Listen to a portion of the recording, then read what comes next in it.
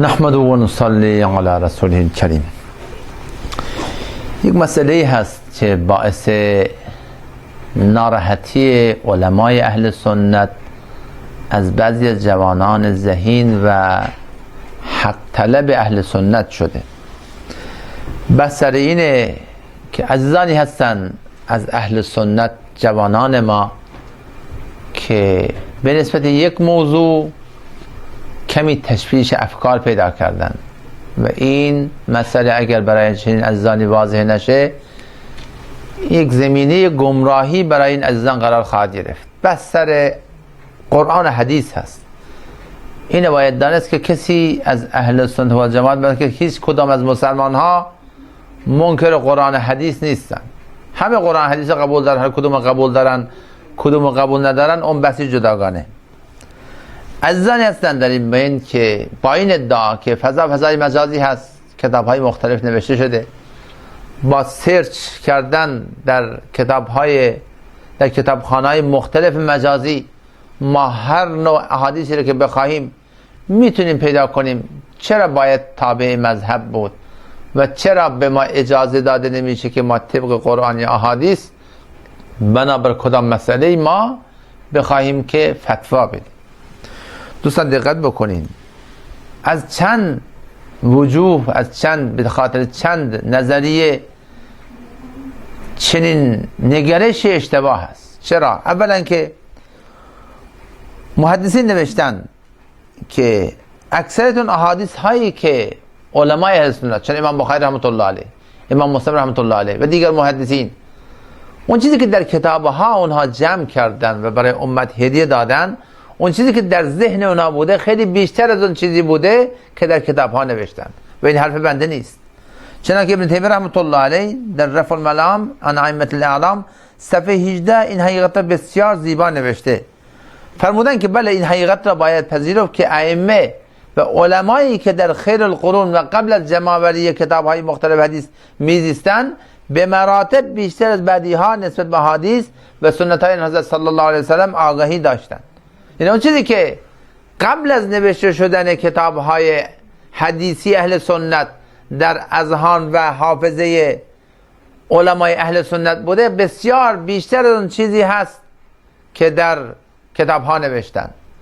و اون محدثینی که کتاب برای اهل سنت هدیه دادن، چیزی که در ذهن اونا بوده خیلی بیشتر از اون چیزی بوده که در کتاب‌ها نوشتن. چنانکه امام بخاری رحمت الله علیه این کتاب صحیح بخاری خودش را از 600,000 حدیث و بلکه بیشتر ایشون این کتاب را تدوین کردن که در این کتاب بیش از بدون یعنی تکرار 4000 خورده ای احادیث یافته میشه. باقی کجا هستن؟ والله اعلم. در ذهن امام بخاری رحمت الله علیه بودن.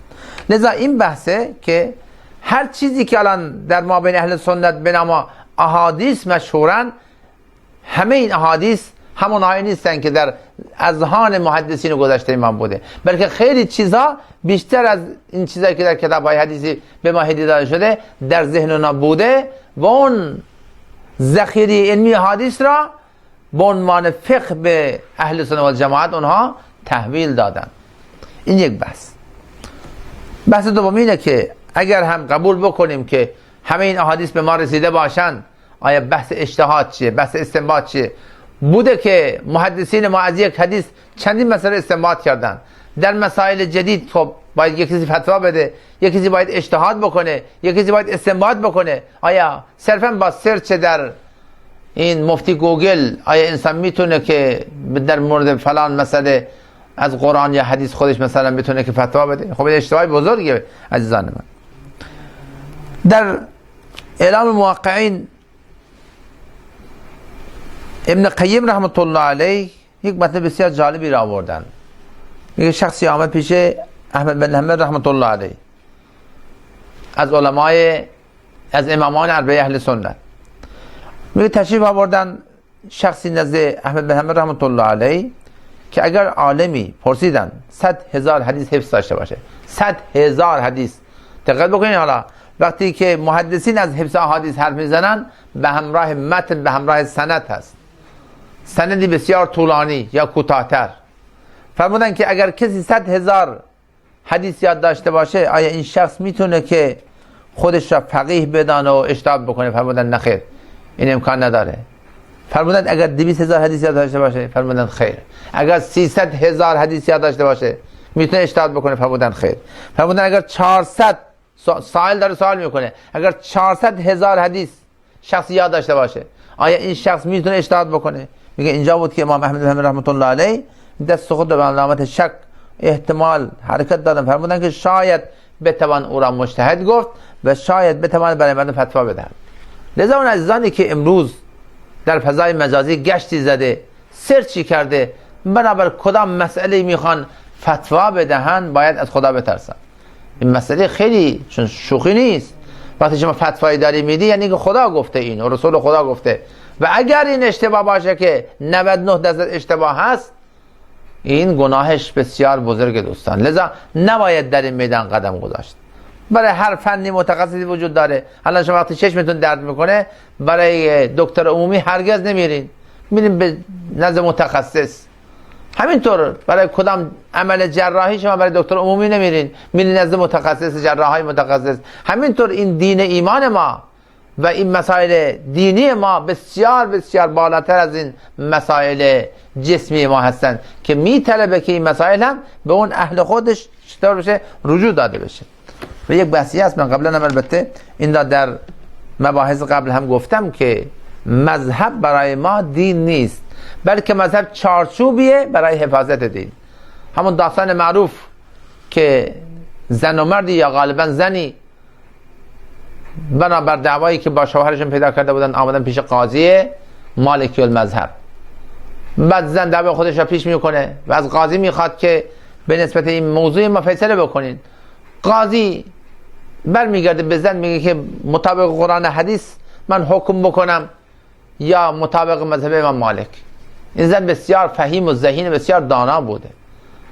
فرمودن میگه این زن گفت که بله شما طبق مذهب امام مالک به ما فتوا بدین.